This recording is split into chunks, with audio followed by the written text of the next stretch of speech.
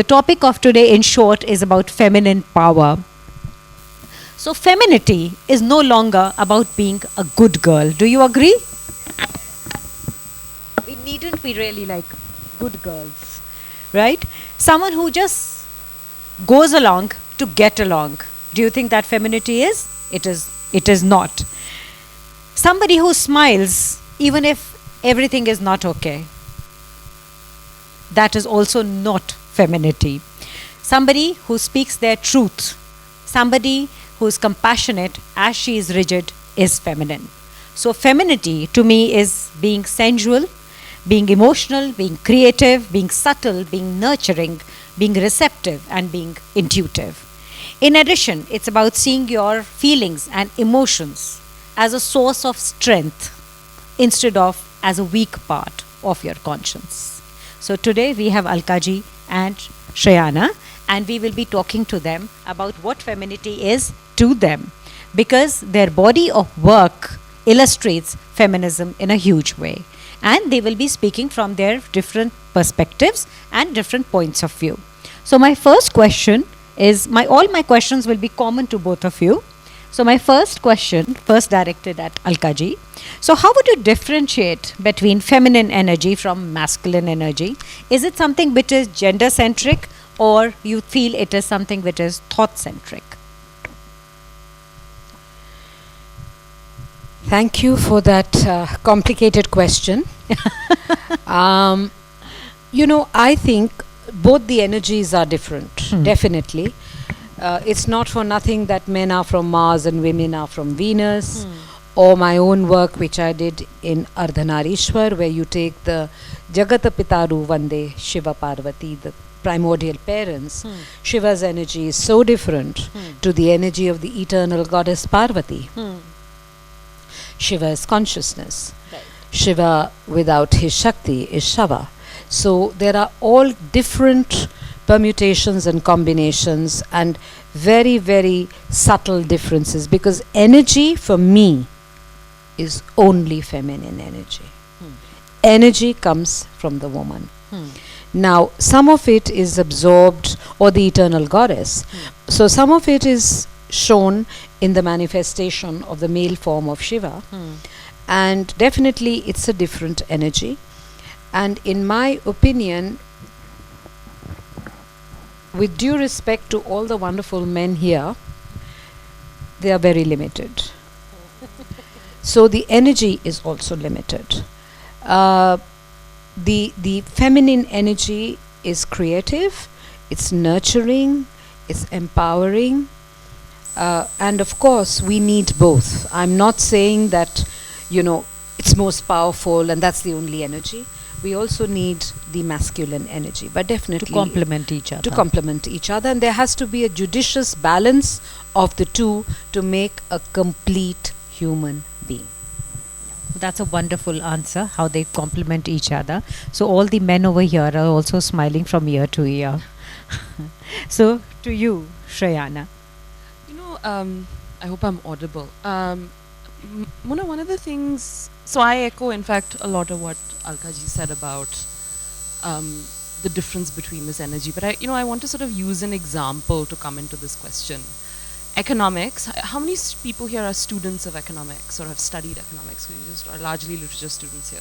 Yeah, there's one lady at the back. She'll understand then, I think, and you'll connect with what I'm about to say.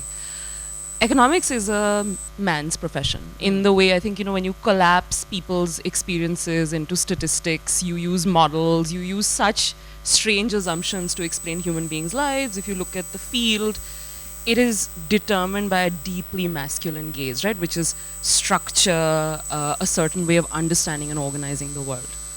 I decided to perhaps, through at least my book, which was this first attempt, to try to feminize this gaze towards the economy. And what I mean by that, and I think it speaks to what Alkaji was saying, is to be a bit more playful. So I'll give you an example. Back in 2006, I was asked to go and do a survey. It's a very typical thing all students of social science are supposed to do. You take a survey questionnaire, you ask people how much are you, what are your wages, how much are you earning? And I went into the field and I started asking women, this was in an area in Ahmedabad, the low-income community of women who make incense sticks and are garment workers, barely earning, minimum wage. And I started asking them these questions and they looked thoroughly bored. They said, why are you trying to just collapse all the things that happen in our lives into these like very boring, simple, one-dimensional questions? And so I said, okay, this is clearly not working. What do I start talking to them about? And so we're taught to use icebreakers, right, in social science. So I start asking everyone about their favorite actor. And suddenly, in the middle of, where a place I really didn't expect, a slum in Ahmedabad, I meet all these women who are mad Shah Rukh Khan fans. Suddenly, the energy, the playfulness just shifted because suddenly the conversation came from a place of pleasure because he gave them pleasure. Suddenly, the conversation, the tonality shifted.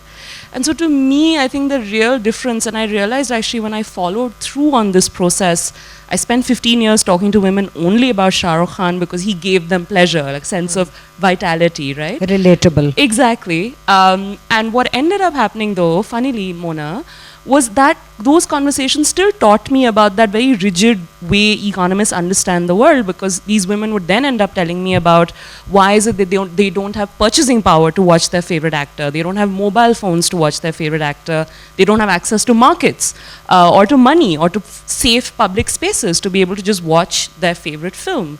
But it came, I think we entered into the conversation in a more nurturing, playful, what I understand as a more feminine lens into the economy. And the book is a product of that. I mean, I think I've benefited from it because it's liberated me from a fairly masculine gaze when it comes to these questions. So I think to answer your question, I think to me, in addition to what Alka ji said, I think it is playfulness. And I really want to iterate this idea of pleasure. And what upsets me sometimes when I look at, I think, in my work, I look at data a lot. If you look at the data right now around women's energy, right, what you realize is, sadly, we now live in a world where men's energies are rewarded in the way I think the world understands rewards to be, right, be it money, recognition, but 64% of women's labors are unpaid. I say in the book that, women are laboring to earn love, which is wonderful, but men earn money, and sadly we live in a world which values money a certain way. And I really hope that that feminine energy of nurture, of care, of playfulness, of pleasure gets its due and honor as well and is dignified. The economy right now is not dignifying it. Maybe our society can. Unorganized sector. Exactly. And look at the wage rates, look at the way women are being treated for so much of that work, right? That we wouldn't have an economy if it weren't for the care that women provide. So to me, that's feminine energy. And to me, the two sit together, and you use them, as you require to bring to bear a certain question, certainly in research. But to me, it's playfulness, it's nurture, and it's pleasure. So it's a lovely answer over there, Shrayana, because, I mean, when we do these workshops on memory retention, we always tell people that in case you're not able to remember something, attach it to something that you know very well. So that is why we use abbreviations and anagrams and stuff like that. And I guess you use the same policy, the same index, as an icebreaker. So what you know, right, you start talking to them about that, and that is how you delve deeper. And as you just said, that economics has always been like a male bastion, and for women it's like a mere tertiary industry. So whatever their earnings are also, they are also not indexed anywhere in the family savings. It's like, of course you're doing something to humor yourself. Half the time this is how it is taken. Coming from your answer and Alka ji's answer, there is something I had not thought of before, but it's suddenly come to me.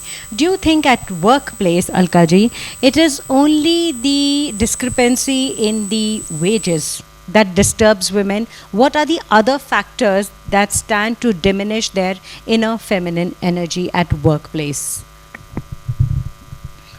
Can I just tweak it a little bit? Absolutely. And not say inner feminine energies. I would also say it's their self-respect. Yes, it's of their, course. It's their self-esteem. Yes. Because even though in modern contemporary language, as Shrayana, Shrayana.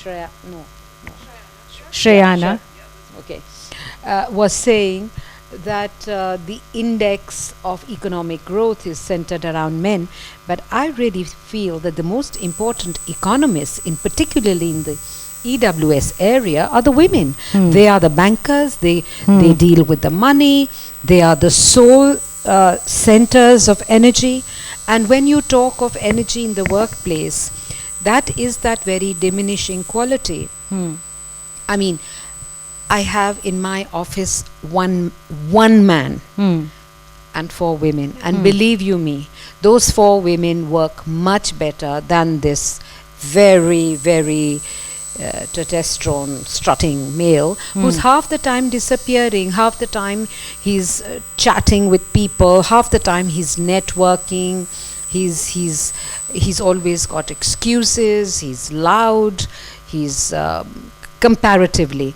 And the women do far more intense work and are far more meticulous. If it weren't for the fact that they are the ones who have to, even if she's earning more than the male in the house, she will have to take leave when the child is sick, she will have to take leave if the mother-in-law has a problem, the man doesn't take it. Just because of that, I have to keep a man to balance it. Because women, they have those problems. And as a woman, I have to empathize. I cannot deny the leave. But when you say in the feminine end, it's devalued constantly. And let me tell you, in that, I will also blame a lot of women bosses. Yes, I was coming to that. I will not condone or the women bosses. They are never empathetic. Yes. In fact, the empathy strangely comes from the male bosses. Yeah. So that is something, there is a kind of a bipolarity there. So I totally agree with you, Alka ji, because see, even earlier when writing, even literature was out and out a male bastion, and women That's who why Jane started Austen. writing, yes, people who started writing, women who started writing also got absolutely no empathy from other solvent privileged women, because they also tried to discourage them. So women were writing, but they were so scared of being stumped by others that they were also rewriting men's voices because they didn't want to be stumped over there. So the same question at you, Shrayana, that do you think apart from the wage index, there are other factors also that are disturbing women at workplace? So I'll start with a very personal example. Most of my job requires me to be in government buildings, and I think this is something both of you will relate to. There are barely any toilets. Things have become better. Yeah. I'm very happy that they've become better, both because of, I think, action of citizens and also governments. But there still remain places where literally just sanitation facilities, right? The ability to just use, handle your menstrual cycle at a workplace is not easy. Workplaces are not designed or architected for the female body. Yeah. And I think to me, one, of course, there's a whole area of policies around women. I'm a big believer. I think all these, these ideas around flex work, allowing women, I think what Alka ji was saying about being empathetic, but then also having policies that back it up. It shouldn't always be just based on someone's personal instinct. It should be structural, right? I'm looking forward to policies that support, some work from home, allow for women to return. I think we've had a reform in the Maternity Benefits Act, which is really, really important. I hope those changes actually now reach informal workers as well. So to me, I think beyond just the structural policies of wages and promotions and so on, it's also just the infrastructure around the workplace. I mean, it's toilets, it's transport. There's data that constantly shows that, in fact, if there are good jobs, women would want to go out and spend their energy not just in nurturing at home, but they want to nurture a sense of professional identities that I think all of us have, and be a more whole human being, right? And that is the play actually between the masculine and the feminine to me as well. They want to sort of express and assert both. But if you can't feel safe and secure enough to explore those energies, if you can't even take a bus to go work, then how are you going to actually... So I think to me, it's an architectural question. It's an architecture of workspaces. It's an architecture of structures, where we actually allow people to feel comfortable. And by the way, this is not just for women, this is for men as well. Why do we not see changes in the paternity policies to allow men to stay much more with their kids? I think men would enjoy that too. I think these norms actually, you know, we're talking about this idea of feminine energy. Men have feminine energy as well. Right. And, you know, for example, one of the reasons I keep asking all these women about why do you like Shah Rukh Khan, and they all keep telling me that interview after interview, he keeps saying there's a lot of woman in me. Yeah. And it really, it's a very powerful statement, and I see you smiling. See, it connects with you as well.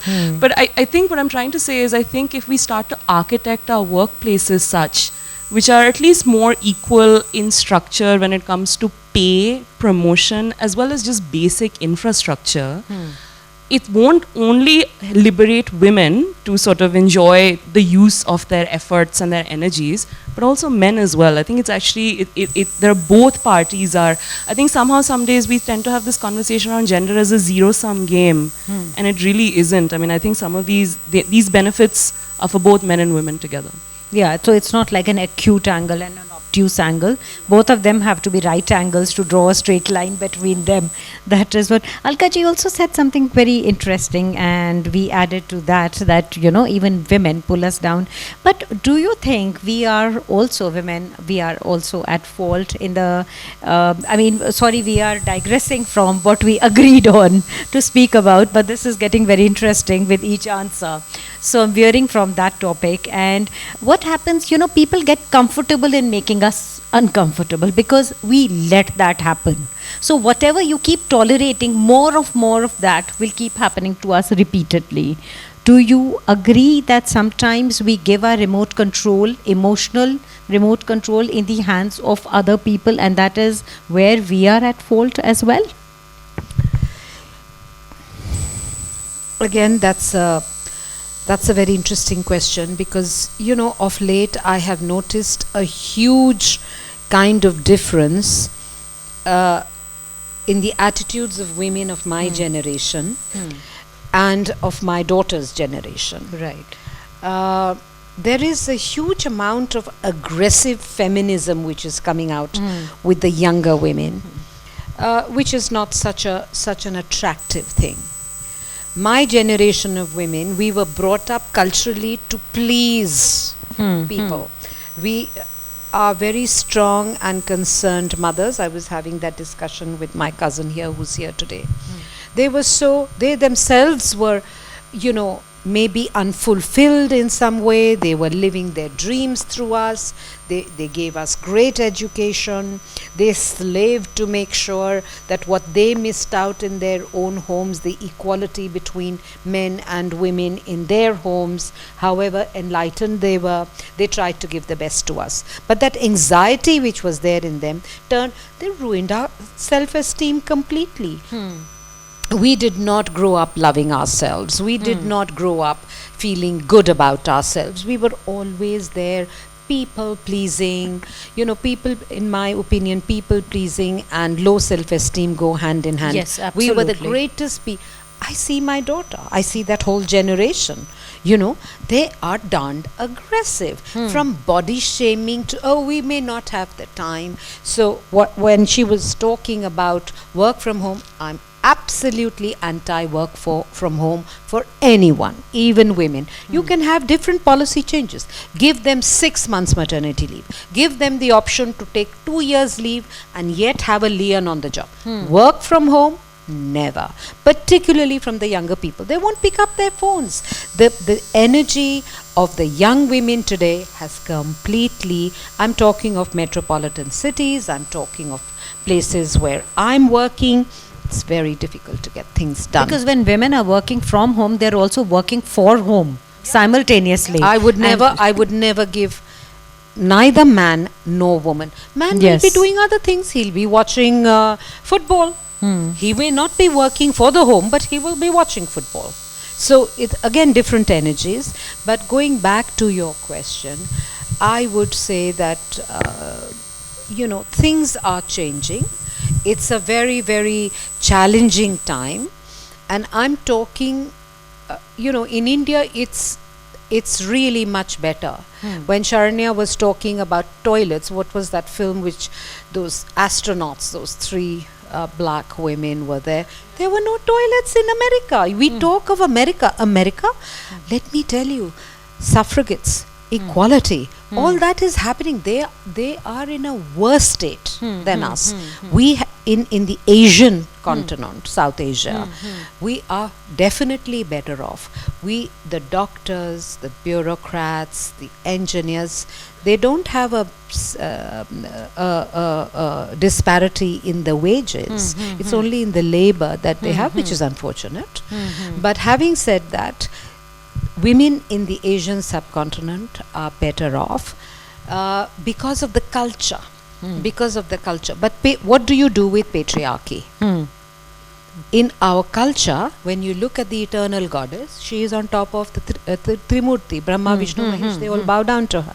But in reality, the patriarchy takes over. Of course. So, as my husband told me that, he said, you are the women who gave it to us. We didn't take it. Because we as women are so dying to please. So why should... it's all about power ultimately. It's all about power. And you see in the younger generation today, metropolitan cities, the women are far more aggressive than the poor males today. Ask the mothers. They're totally emasculated. Because after so many years of being repressed, so you see it has to evolve again. Of course. Everything has to rise exponentially. And the maturity of the feminine power reaching a certain level of maturity will take its own journey. It will take its own time. You know, you just said, Alka ji, that you see your daughter and you see the younger generation and they are very aggressive. So I see the same in my 27-year-old daughter, and sometimes she gets very really livid about so many things and she gets so angry. I take her aside and tell her, I said, Sanjana, why do you keep getting so angry about things? And she turned towards me one day, and you know the answer she gave me, my anger is not just my anger, it is also your anger, which you should have portrayed and exhibited openly. मेरा गुस्सा केवल मेरा गुस्सा नहीं है, ये आपका भी गुस्सा है जो आपको करना चाहिए था. And because you let things be, I am suffering. So that is why I think it's double the aggression. That maybe it's on your side, but I think today, I'm talking from my point of view, the kind of privileges we've given our children, which we never got. Our parents had 3-4 children, they were so busy managing. We have 1, we have 2, we are turning them into Gautam Buddhas, we are giving them so many privileges. I think, you know, this model of looking at the West for being all there for the child, what would you like, where should we ask that? Bull crap. I don't say that. Everything has to be done with a certain amount of judicious balance. Give them the freedom, but the responsibility. In the West, they chuck out their kids at 18. They are protected by other things. Do we do it? No. So what we are doing is we're bringing out a very bad model. Either we have the guts to say, okay, do whatever you want, 18 now, get out. But we don't. Culturally, we are not like that. Yeah, of course. So, you see, the thing is, we in each geographical terrain, the culture plays a very important role in how the energies of that society are shaped. Can I just come in fact? Yes, of course. I want to actually make a couple of points. One is, I think actually what your daughter said is precisely what's going on. For the book, for example, 15 years I've been talking to young women who are the first in their families to nurse careers, because many of the men, their mothers may have been educated, and you see this intergenerational shift. Right. But having said that, where is India right now? India, as much as we may want to feel really good about our culture, we are in the bottom 5 of the world when it comes to women's economic freedoms. The World Economic Forum reports keep coming out. Our own government is very worried. We have finance ministers and prime ministers worrying about the fact that we have one of the lowest employment rates in the history of our own country. It's been constantly been declining since 2011.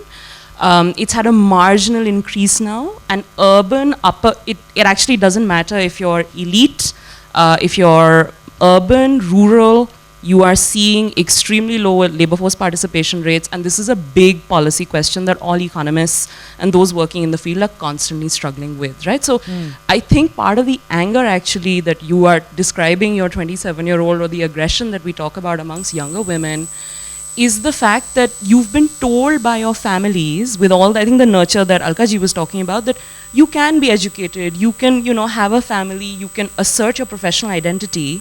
And then when you enter the provide them support. Absolutely, absolutely. And yet when you enter the workplace, what do you find? It's still a boys' club. Yeah. There are, and in fact, even amongst the professional classes, there was a study recently that came out that even finds amongst doctors, unless you're a government doctor, you see differences even in rates, right, of how people are paid. Forget sort of the unorganized sector as well. And so the data is dismal. I still am very hopeful because I think young people and women before each generation is pushing for more.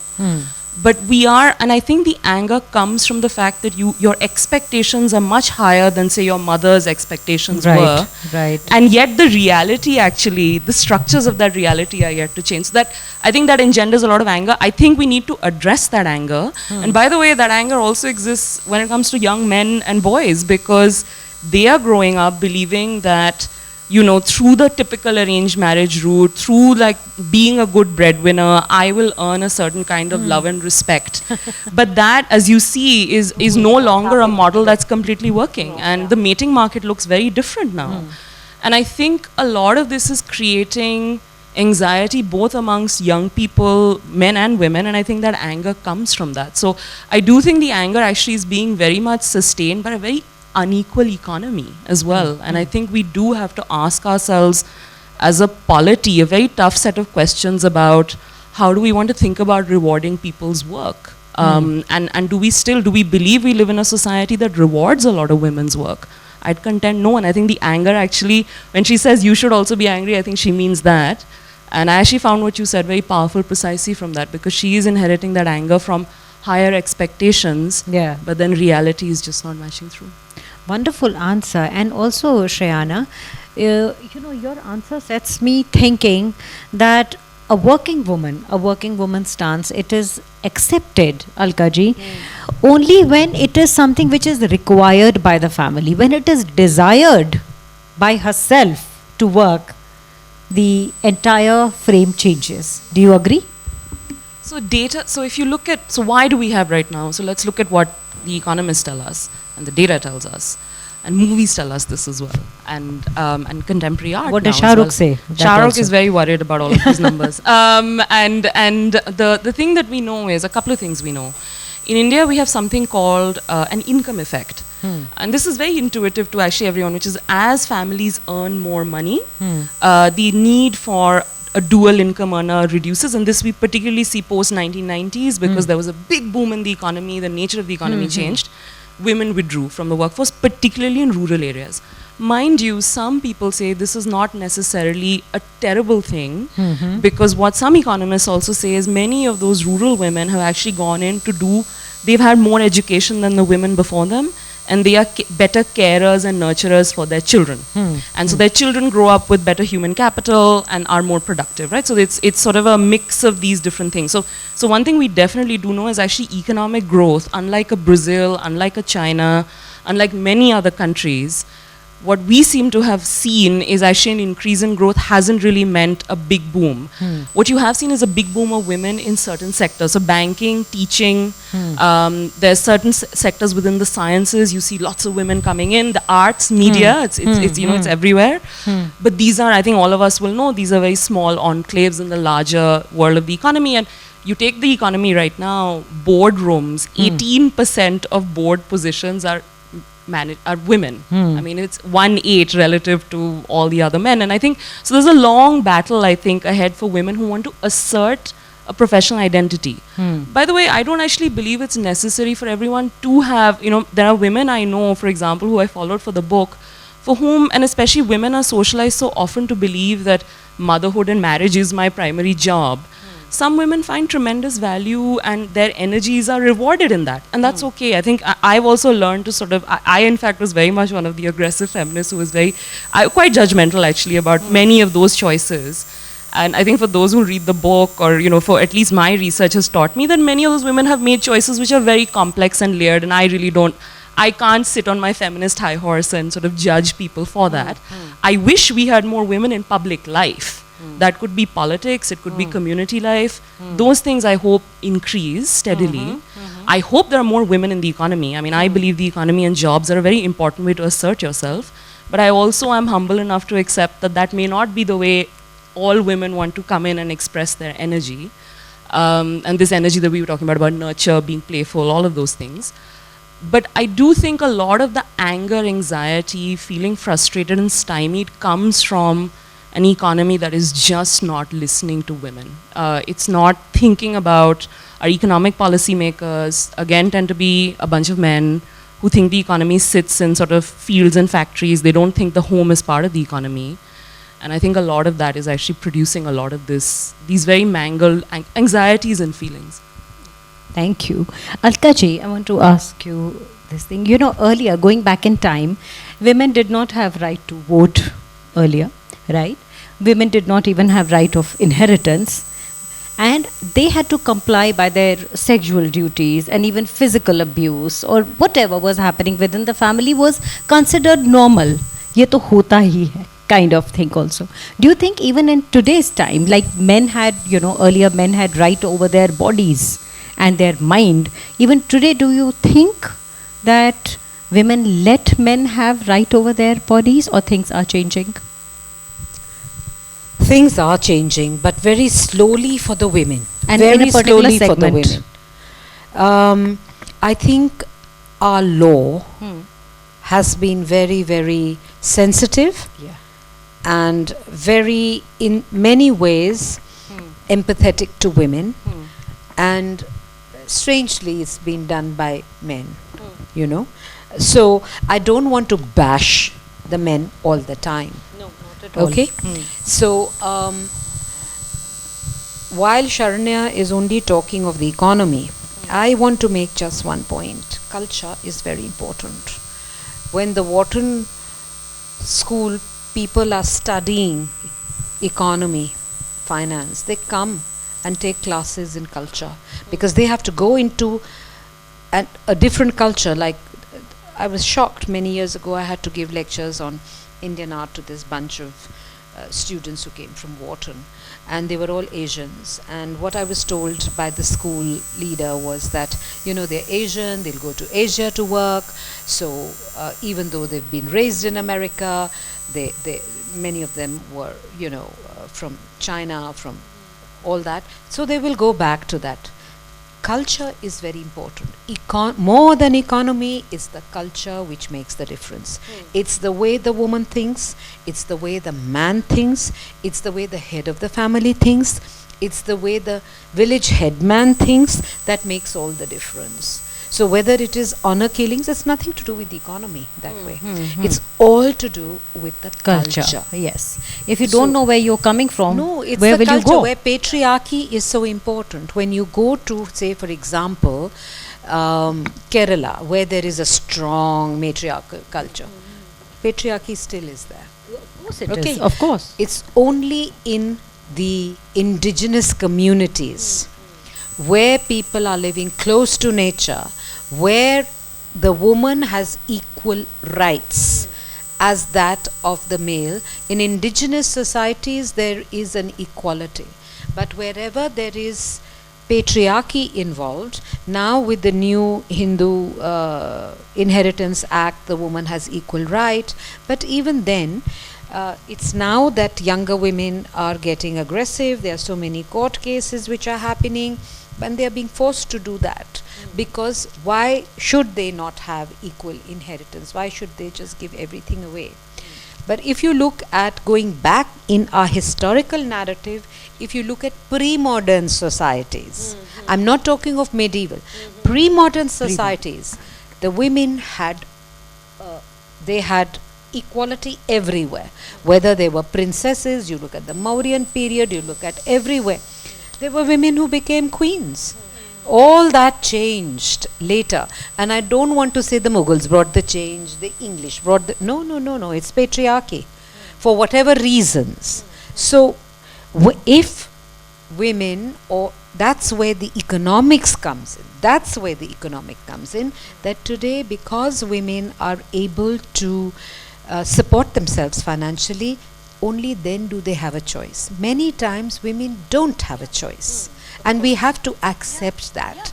You know, it's very easy. I hear a lot of people telling me, oh, everybody has a choice.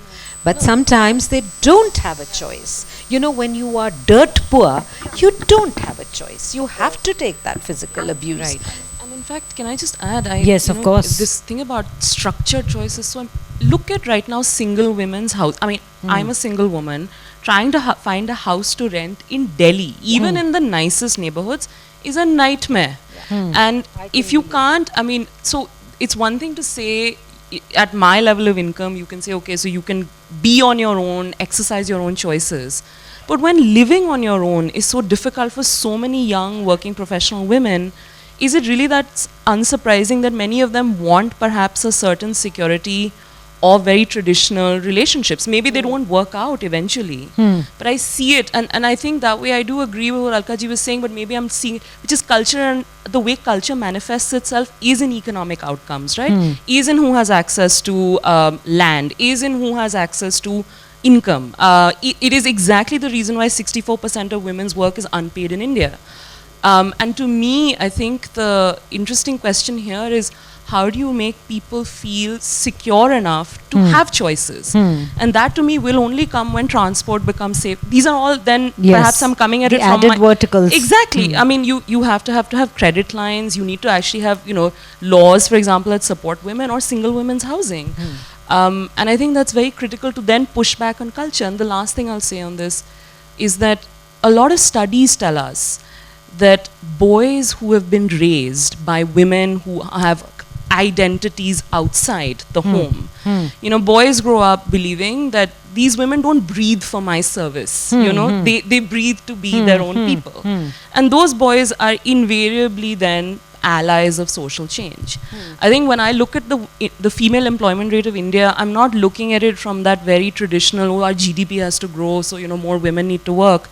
To me, actually, more women working means actually then there will be more boys and girls who are more used to being allies of equality, right? And going back to that idea of a balance of energy that's more beautiful and playful. Yeah. I think right now it's very lopsided, and, you know, let's hope for better times. And I do think things are changing. So what you are saying, Shrayana, that, you know, we are so busy doing than busy being be, you know. So we are basically existing for other people's choices. And as we were talking before this entire forum, that we haven't learned the power of saying no. We haven't acquired that power, and that has taken away so much from us. Now, going back to the right over our bodies, you know. So feminism has a lot to do with the relationship with your own body, and feminine power has been linked to women's anatomy as well. But have we used it to manipulate and control? We have used it in exchange of material security, and that's how we've lost or diminished our feminine power. So that's again a very complicated question, Mona. It's a very complicated question. But your point of view, because it's okay. No, because I'll tell you, it depends on the economic class that you come from. Yes. It depends a lot on that. It also depends how privileged you are, how privileged the woman is culturally. It also depends how educated she is. So it depends a lot again on culture.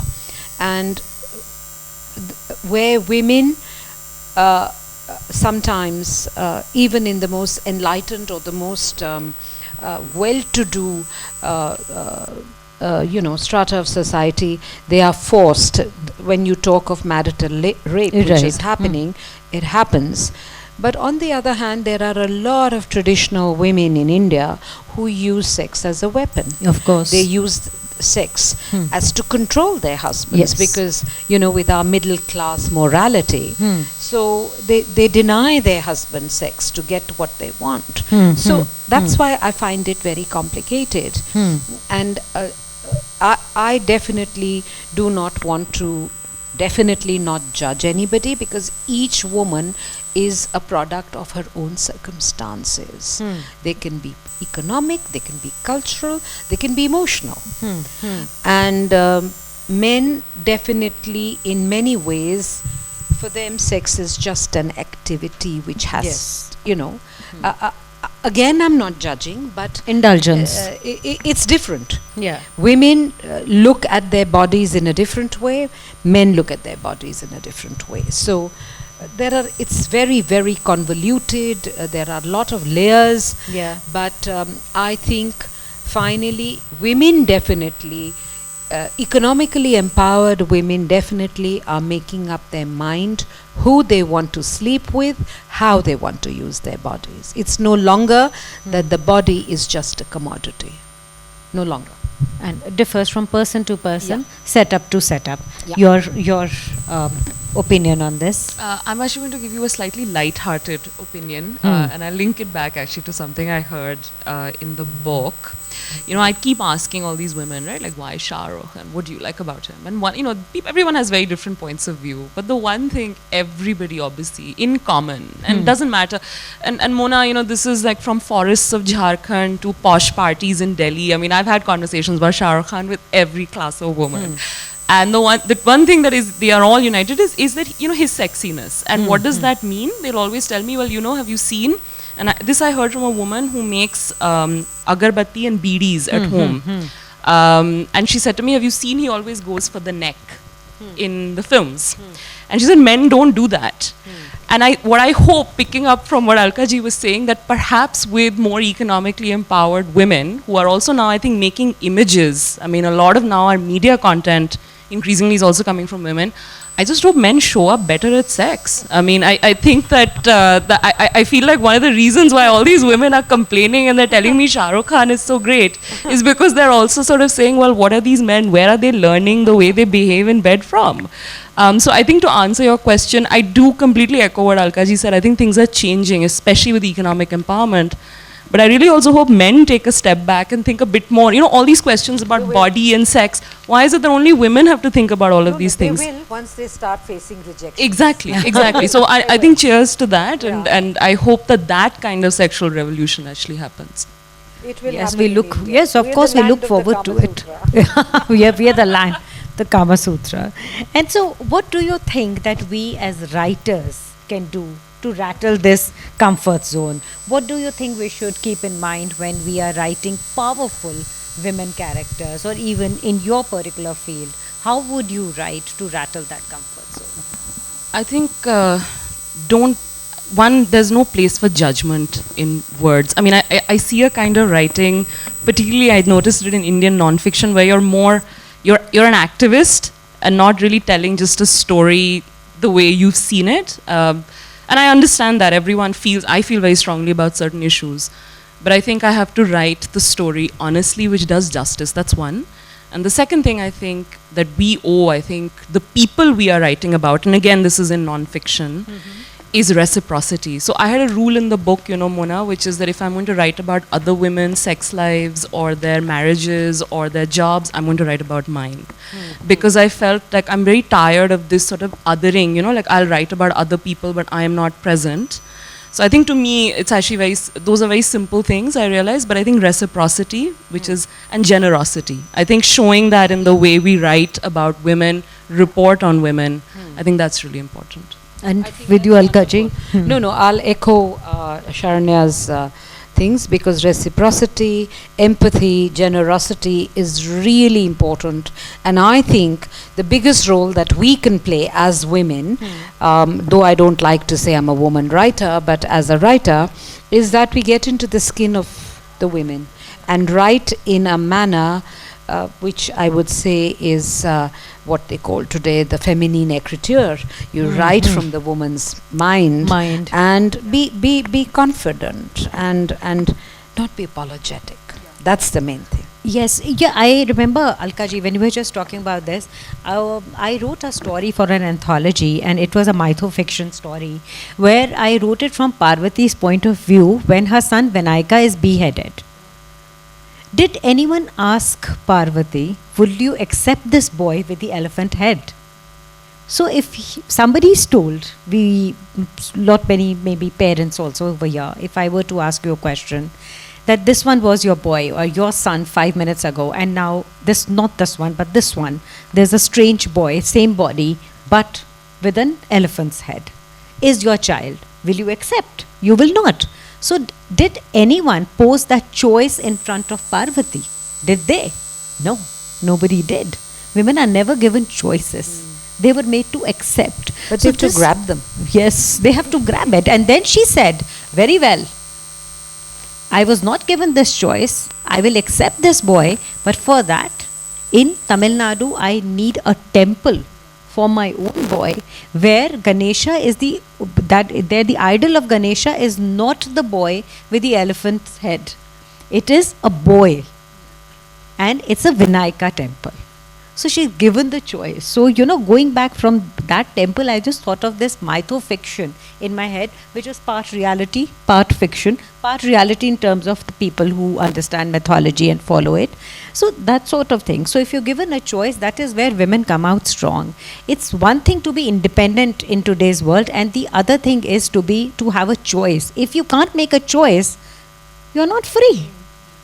You're just moving around freely, but that's not freedom per se.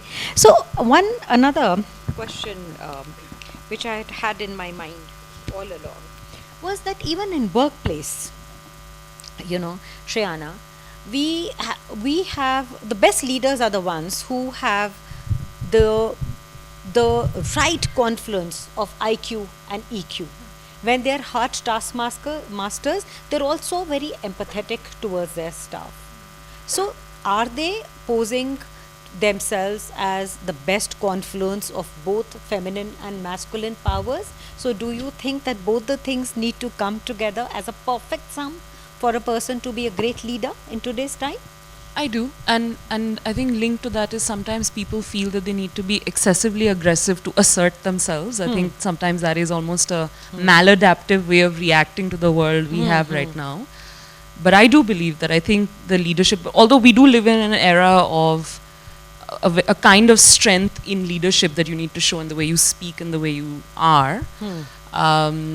But I do believe the ideal leaders are, I think, yes, of course, they have to be a confluence of the two. I just wish that more women didn't feel that they need to be extra assertive. And I understand, because I've spoken to so many of them, they feel that is the only way you will be heard, is if you behave in a certain way. And I really wish we had better workplace conversations, so that human resource departments can handle this and allow people to then be that perfect confluence, as opposed to both men and women at the workplace and those who don't conform to those binaries all asserting this extremely aggressive way of showing up. I think there has to be a better balance.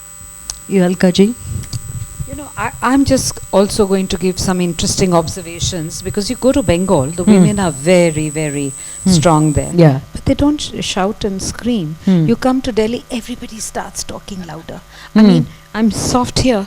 The minute I go to Delhi, my voice disables. It's a smog.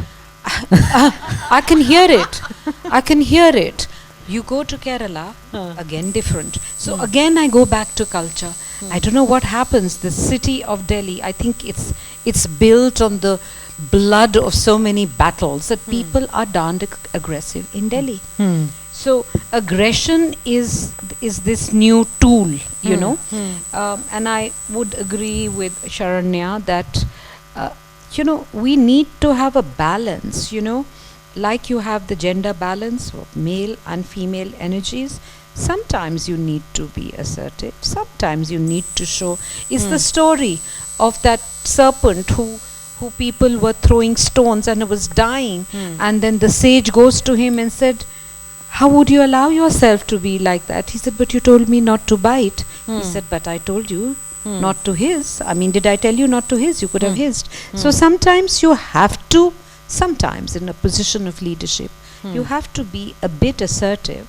But I think the greatest leader, and I've worked with a lot of people, the greatest leader is who takes the team with him. Yes. Through empathy, through generosity, which is generosity of time and spirit. That's the leadership. Aggression does not get you the leadership. No.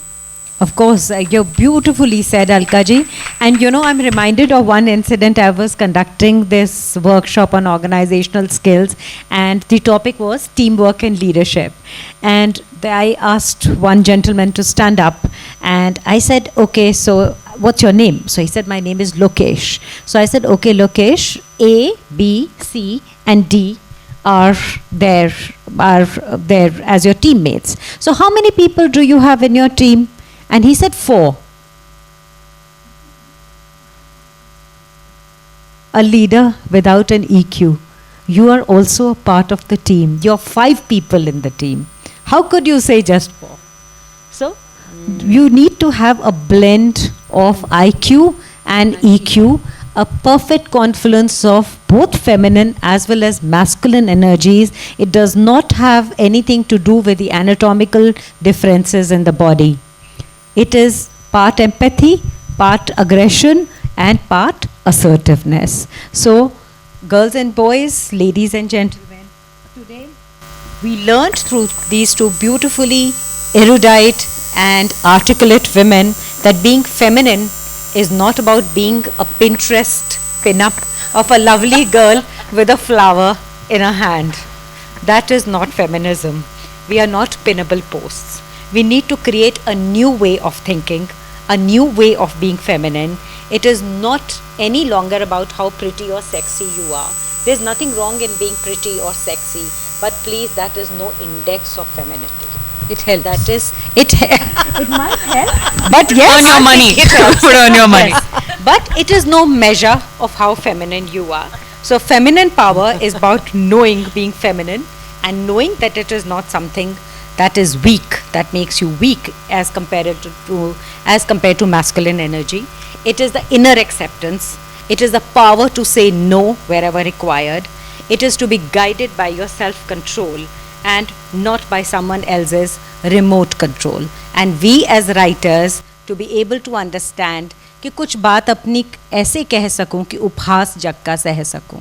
So say what you want to say, and that is being feminine is all about. So thank you very much, Shrayana and Alka ji. As always, lovely talking to you and learning so much in the process as I spoke to these 2 lovely women. And thank you to the wonderful audience and PILF and Renu Arya.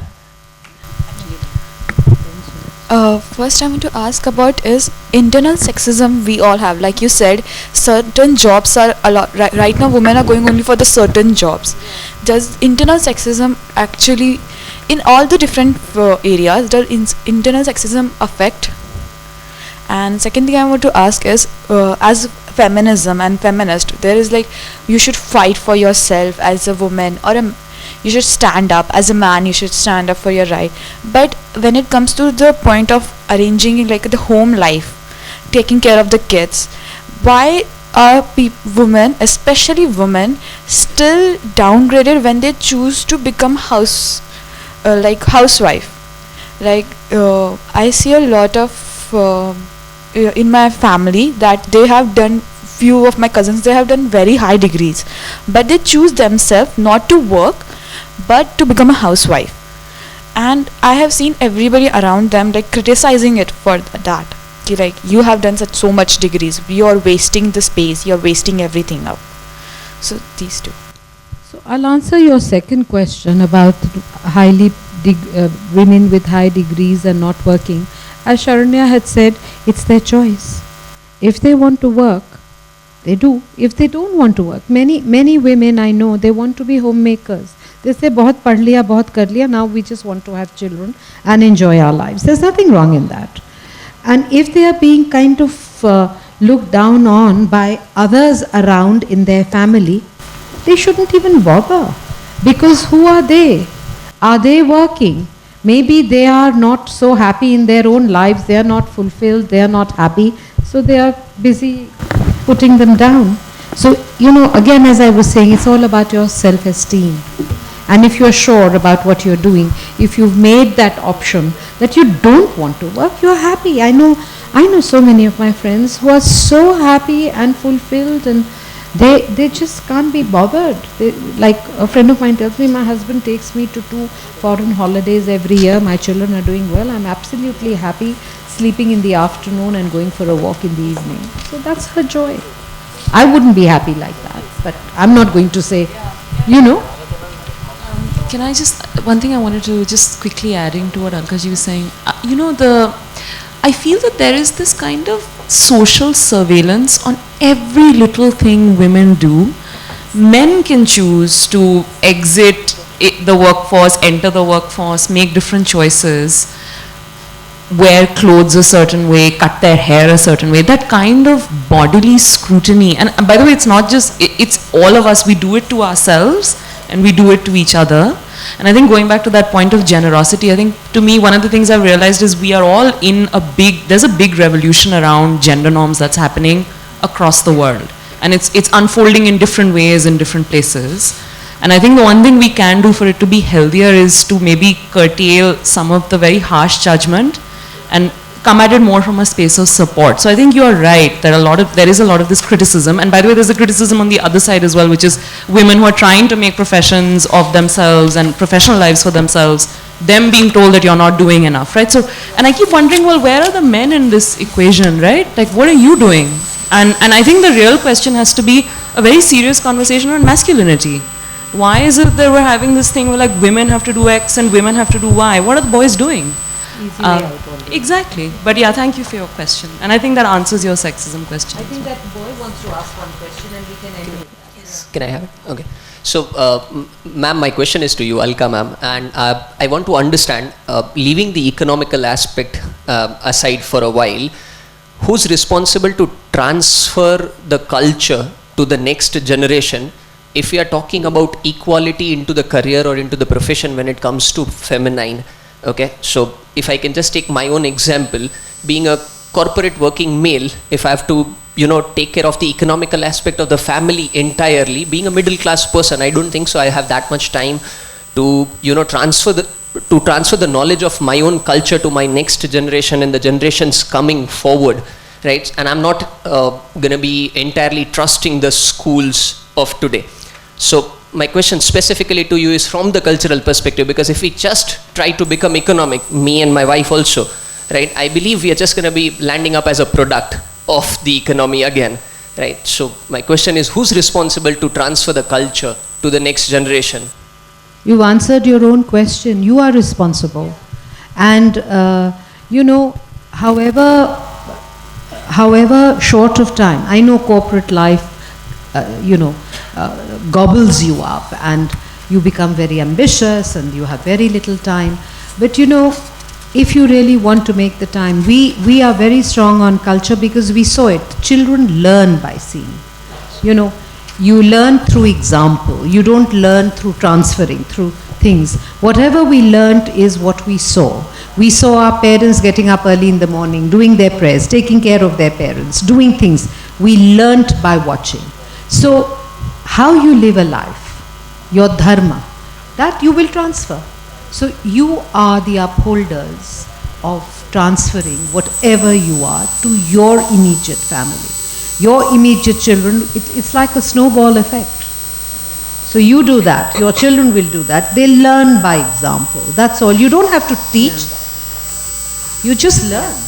Can I just add one thing? You seem to, I think you don't understand what we mean when we say economic. For example, there are studies that show when you start giving households universal basic incomes, a certain assurance, right, of a certain amount of income security, their investments in childcare, in arts and entertainment, these are studies coming out of Brazil and China, you find that, let me just, I think what I'm trying to say to you is that in fact this link between how we nurture and have conversations within our families is deeply tied to the economic assurance that households have. And I think and you actually yourself made that point. You said, if I'm not looking at the economic circumstances of my family, who will take care of it? So I don't think it's about making someone a product.